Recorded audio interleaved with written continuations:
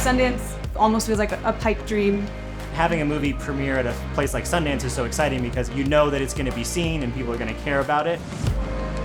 To me, it's all about making your story count because it's got to be important to cut through. We chose to use Premiere for this project. I love editing in Premiere because it's so intuitive. I'm really able to turn it into an extension of myself. Premiere has ways of giving me tools to be incredibly exact and incredibly disciplined.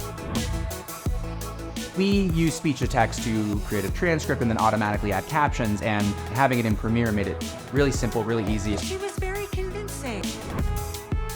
On DD, there's a handful of scenes that take place on the computer.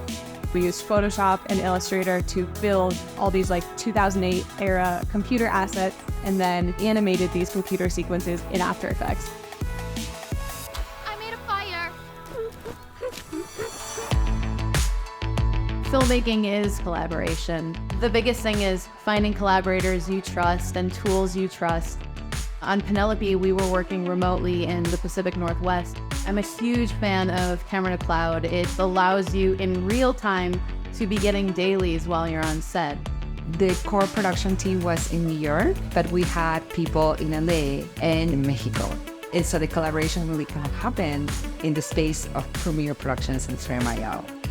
Frame.io is an amazing tool for our post-production process because there's this entire dialogue of us working through things, all being in different cities. It was kind of a phenomenal new way of collaborating in post. Nothing gets done without the team. It's all a team-based thing. And now Adobe tools are like an essential part of that team, and I love it.